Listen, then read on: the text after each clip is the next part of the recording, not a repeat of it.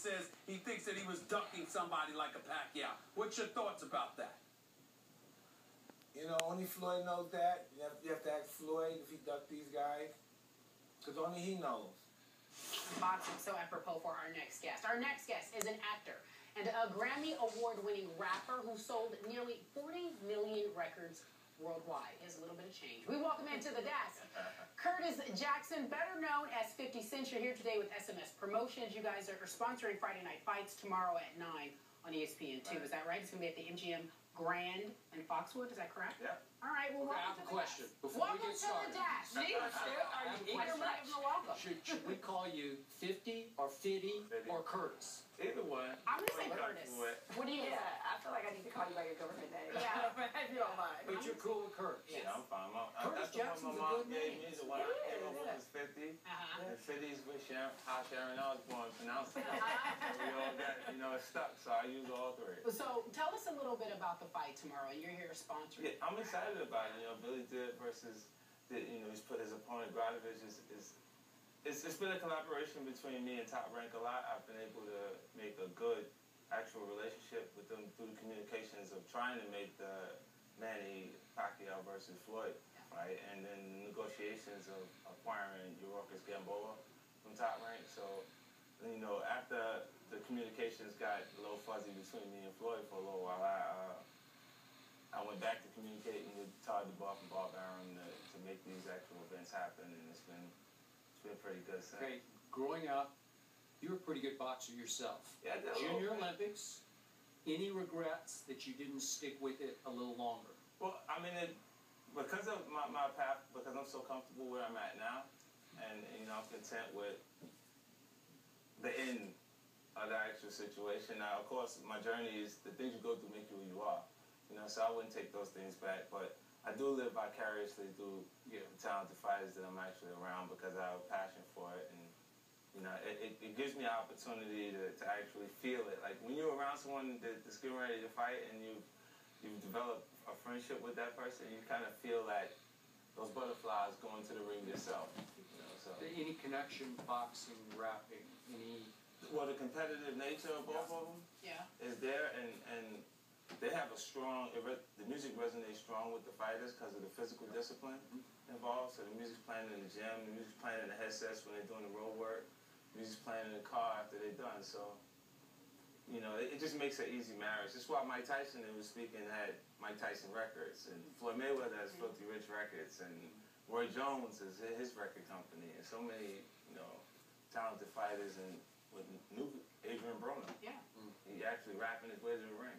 Now, you kind of glossed over it. You said your relationship with Floyd is... Fuzzy. Was fuzzy. Yeah. Thank you, Carrie, for bringing that up. So, how would you characterize your relationship with Floyd? You guys have seemingly had some issues. It's who Floyd is. He'll just flip-flop from time to time, and it's just who he is. Like, his father was, like, around me. He was the house trainer for the actual gym that we had, so Floyd... Roger trained him for about 17 years, and then he decided he wanted his father to train him. So Roger was around. And then he decided he wanted Roger back. So Roger's dead, and his father's back around. So it's like... The growing pains of that friendship. If you're in a friendship with him, that's what do you consider yourself still friends with him? Yeah, I mean, well, if you're friends with someone, you got to accept their imperfections, right? And Floyd is just one of those people that's going to flip-flop. And he got a lot going on emotionally, coming from being incarcerated for him.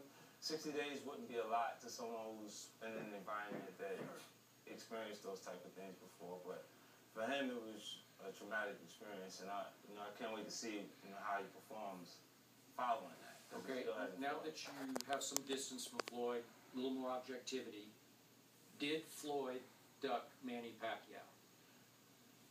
Yes, he did. Thank you. That's $100 million, and he just left it. Why?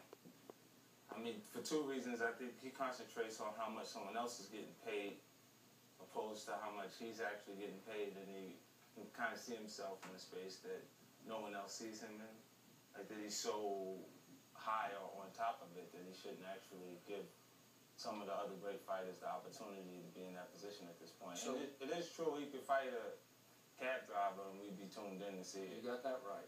Now we would. Yeah. So, okay, but I'm sorry. Yeah. going back 2 years ago when they're more in their primes, Right. how much did Floyd fear Pacquiao? Fear losing to him? He's not afraid of Yeah, that was Pacquiao or any fighter. I think it's more of him saying who will have to fight. Like who's at this point, like it's more him sorting out who's the perfect opponent than him fighting the toughest fighter to fight. You know, I think when you go in the history books, it's you actually doing it a bit differently.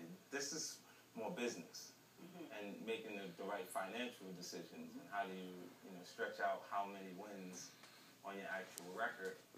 And those fighters that fight the toughest fighters at the actual time are the guys that can kind of go around history. Okay, but 2 years ago, if they had fought, who would your money have been on? I still would have went with I would have went with Floyd. Would you? You know what I mean? Like, why? It's because he has a gift. You know, it's like you can't take it away from him. Even in the middle of a recession, the messaging points are we have all the money in the world. Common sense say this is the wrong messaging. You know what I'm saying? And it's been actually planned that he's developed. Okay. You know, so he's aware that people are watching, they can't wait to see him actually lose. And then they leave after they see the fight and say, you know what, whew, he's amazing. You're right.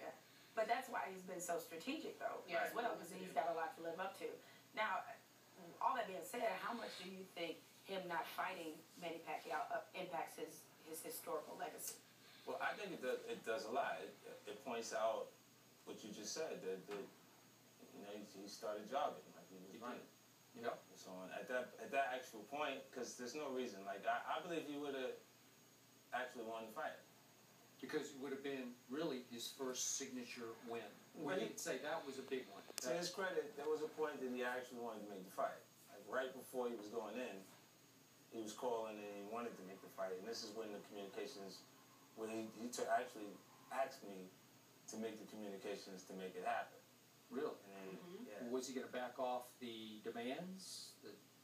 That's when on Manny's end, it really was a negotiation process because on my communications with Michael Kuntz, this Manny's guy, it would shift to how much money would be where, and I was even saying the promotional company that I'm actually representing now, the fighters that I acquired, that I would put it in to add something additional that they could actually split up in the negotiation, like both own 50% of the promotional company. And I was trying to do it. I tried to put it together. You know, we did I have got to Manny fight. on this show, and he said he would be needle tested, blood tested, day of fight. Right. So that was off the table. Yeah. I mean, did you hear the same thing? If it was that simple, it's more Floyd's feelings towards the actual establishment as far as Top Rank is concerned. You know what I mean? Because he fought like about 30 times with them and then felt like he didn't get what was due to him at that point. So, how close did it come? Like you said, you started the negotiations. How close were you to it actually being a payday? Well, it was very close as far as Manny's end of it was concerned, and then Floyd, the timing pushed him to have to take the fight before actually going in. So he had to take the total match. Will we ever see it? Do people want to see it now? We've asked that I think question. they blew the balloon up to a pop. So you think Pacquiao getting knocked out, no one wants to see it anymore? No, I think they'll watch Pacquiao Marquez right now. Okay. Again, because that battle's been going on for so long. A fourth time. You think they want to see that again? I'll buy that ticket right now. Really? Yeah. Because you don't know the outcome.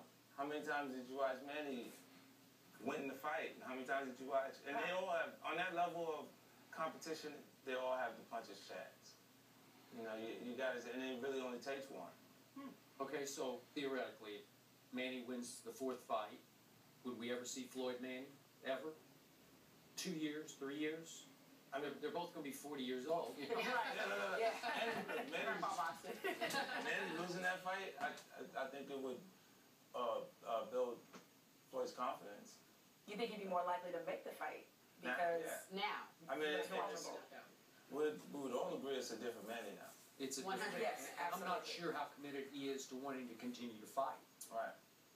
Now, you've had some interesting thoughts about how the MMA and boxing, how boxing can learn from the MMA. Right. Can you just explain what you think boxing can learn? Well, I think with the UFC and MMA, what they've done is they've developed programming that allows you to go on the journey with the actual fighters, where you're more invested, where you feel like you know that actual fighter, versus what boxing is doing. Like boxers develop their following fight by fight.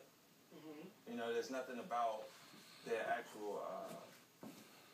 There's only two. There's only two fighters that I feel like that create this show away from the show, and that's Floyd and Adrian Broner. Mm-hmm. And this is why he's on the come up. His notoriety is coming up so fast as far as Broner is concerned, because he's actually in tune with hip hop culture and following his actual matchups.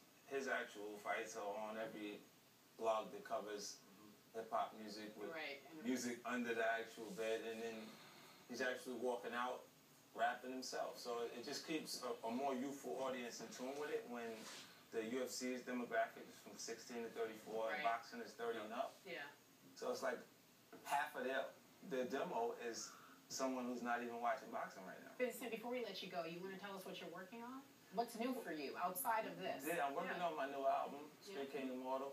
You know, and I'm almost done with it. Like I've had more time than I needed for this actual project, so I started second guessing things and going back and changing things and production, because music marks time. It's important that it's fresh, like it comes out of you at that point, and not like something that you made like a year, 2 years ago. I've had records that I recorded, because I record maybe 2 or 3 albums worth of material to launch one.